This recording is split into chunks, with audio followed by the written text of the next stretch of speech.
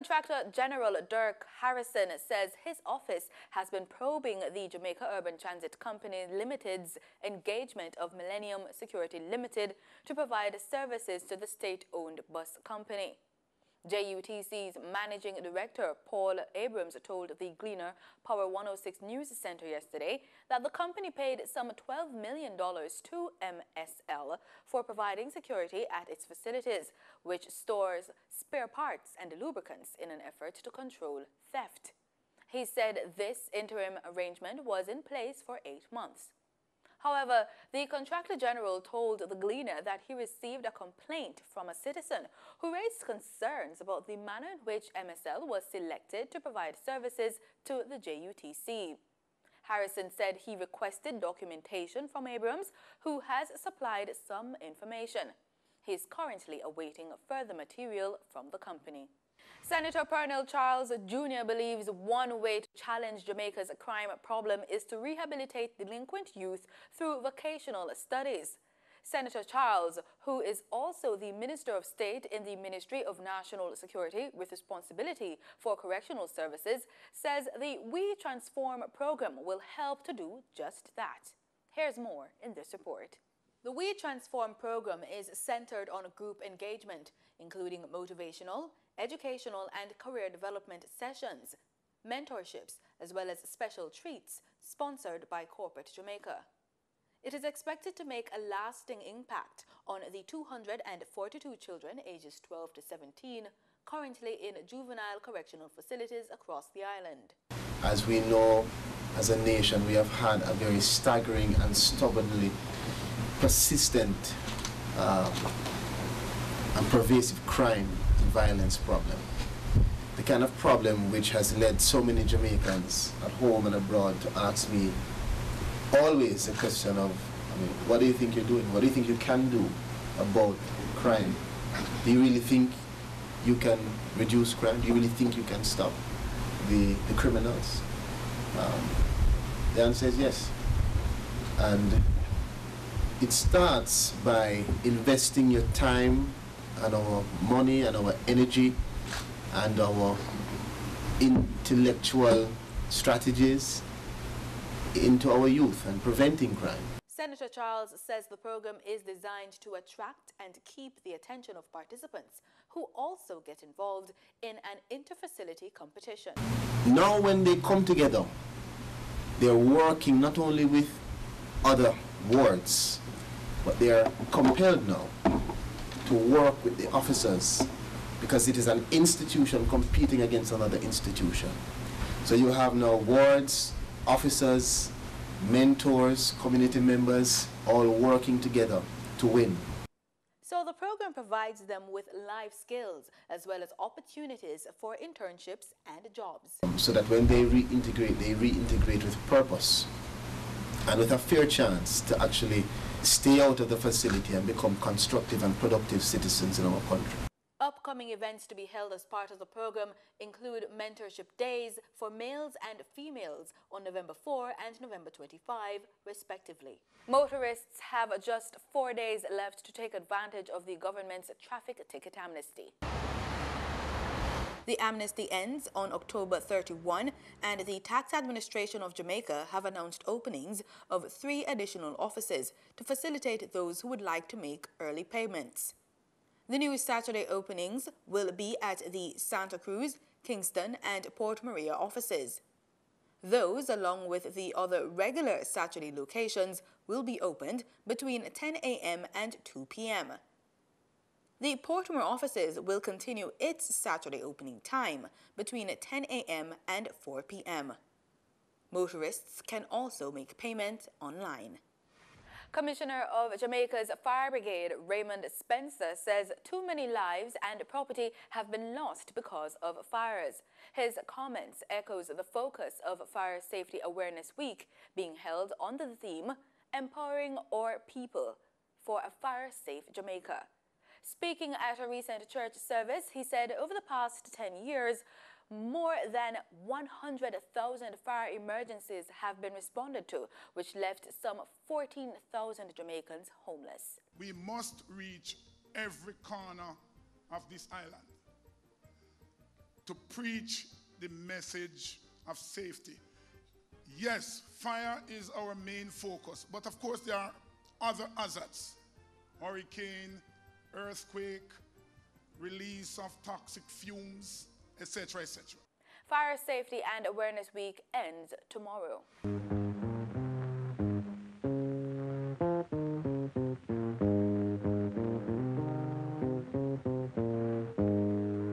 There are no leads yet as to the person or persons responsible for vandalizing Bob Marley's star on the Hollywood Walk of Fame. The Los Angeles Police Department is currently carrying out an investigation. On Monday, dents were discovered on the late reggae star's star. A photo of the damage was tweeted out by spokeswoman for the Walk of Fame, Anna Martinez. CBS has reported Martinez saying the incident was disrespectful. She reportedly said, quote, "I don't know what they hit it with. I don't know why people desecrate historic state landmarks," end quote. Martinez disclosed that the star will be repaired by the Hollywood Historic Trust at the cost of nearly $3,000. Marley was posthumously awarded the star in February 2001. In regional news, CARICOM nations will be working closer with Mexico to cooperate more in disaster risk management, and that will be done through the development of a strategy for comprehensive disaster risk management. This was announced by CARICOM Chairman Dr. Keith Mitchell at the close of the 4th CARICOM Mexico Summit in Belize on Wednesday night. He acknowledged that both the Caribbean and Mexico had suffered greatly in recent times owing to natural disasters. Dr. Mitchell said the new strategy would, among other things, seek international financial support. We discussed also how best to increase the resilience of our countries to the force of climate change, and committed to strengthen cooperation within the region and our development partners, international organizations and agencies towards enhancing support for greater adaptation and mitigation measures. These include implementation of sustainable energy technology and early warning systems to strengthen resilience and reduce vulnerabilities. We'll also take joint action in multilateral fora and internationally to mobilize support in further strengthening the CARICOM institutional capabilities to disaster risk management, including on economic issues such as graduation as high-income countries and preventing de-risking measures. In other news, Dominica State College, the island's only public institution for higher learning, will not be opened until November. That's the word from President of the college, Dr. Donald Peters. During yesterday's daily press brief, Dr. Peters said of the 21 buildings on the campus, 9 lost their roofs, and the roofs of the other 12 remaining buildings were severely damaged. It's only those with second floors, and that again has problems because during the hurricane, the ravages of the hurricane, we also had the ravages of humans, which looted all our computers, all our equipment, TV screens, and all of the others. So we had a real disadvantage. He says 8 classrooms are available for lectures, but they will have to be shared with the administrative staff. Those rooms are being cleaned with the help of faculty members and staff, but they should be ready by next month.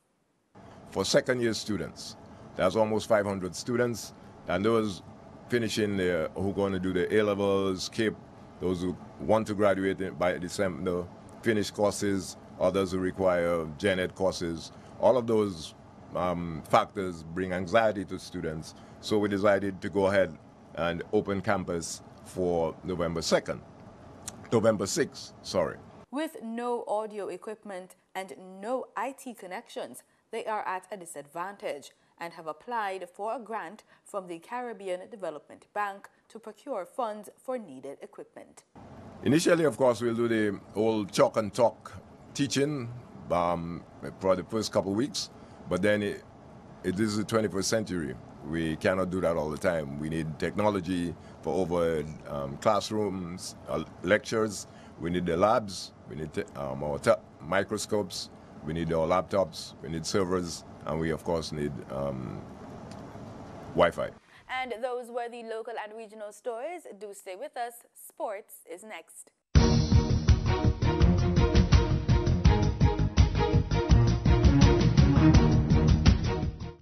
In sports, masseuse Leon Russell has told a Sydney court it was a, quote, horrific, end quote, experience, and she cried uncontrollably after West Indies cricketer Chris Gayle pulled his towel up to expose himself to her. Russell is the star witness in the defamation case against Fairfax Media by the international cricketer. Gayle has attended each day and was in court with his legal team to watch Russell's emotional testimonial before a packed court.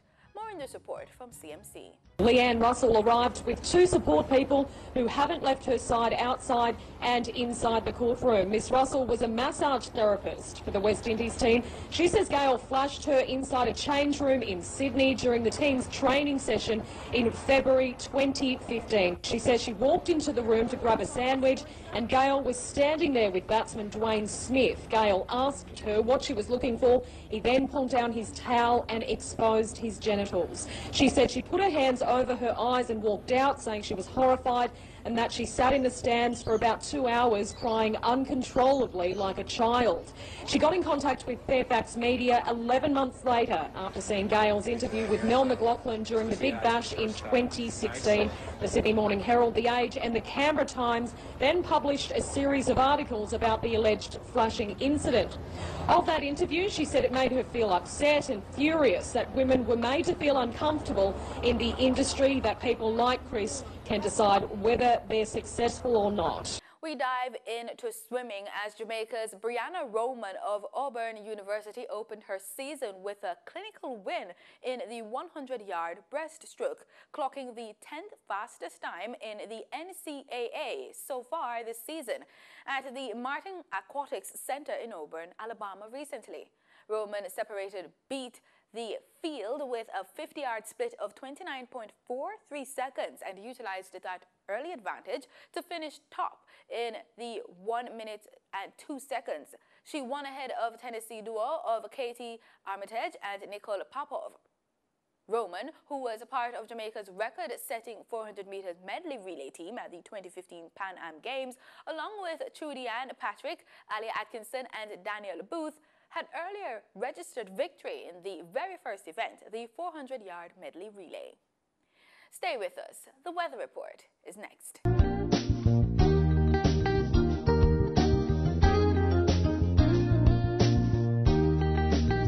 This is PBCJ's weather report. Thanks so much for staying with us.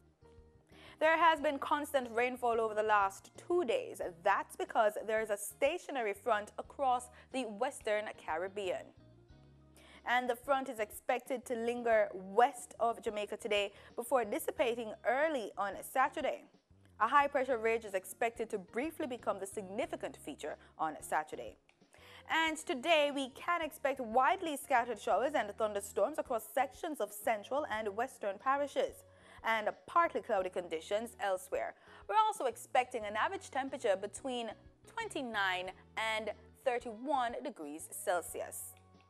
In our forecast for tonight, we're expecting an average temperature between 23 and 26 degrees Celsius. We're also expecting partly cloudy conditions across several parishes, and we're also seeing scattered showers in the western end of the island. Let's take a look at our forecast for tomorrow. On Saturday, plan for a partly cloudy morning, then isolated afternoon showers and thunderstorms across sections of central and western parishes. On Sunday, scattered afternoon showers and isolated thunderstorms across sections of most parishes. In our regional forecast, an area of low pressure across southwestern Caribbean has a medium chance of becoming a tropical cyclone over the next 5 days. And in our travel forecast, if you're looking to traveling across the region, you can expect an average temperature between 29 and 31 degrees Celsius. We're also seeing a rainfall due to the conditions over the region. Over there in Nassau, Bahamas, we're seeing rainfall forecast for Cuba and in the eastern end of the Caribbean as well. We're seeing cloudy conditions over there in Santo Domingo. In the United States, we're seeing sunshine for Los Angeles and rainfall for Miami, New York, and Atlanta. The minimum temperature for those areas is 9 degrees Celsius with a high at 29 degrees Celsius. In Panama, you can plan for some rainfall over the weekend, and that's so also for Caracas. And over there in Georgetown, the minimum temperatures for those areas is between 21 and 24 degrees Celsius with a high at 35 degrees Celsius. And that's it for the weather report. Thanks so much for making it PBCJ. Remember, we are the People's Station.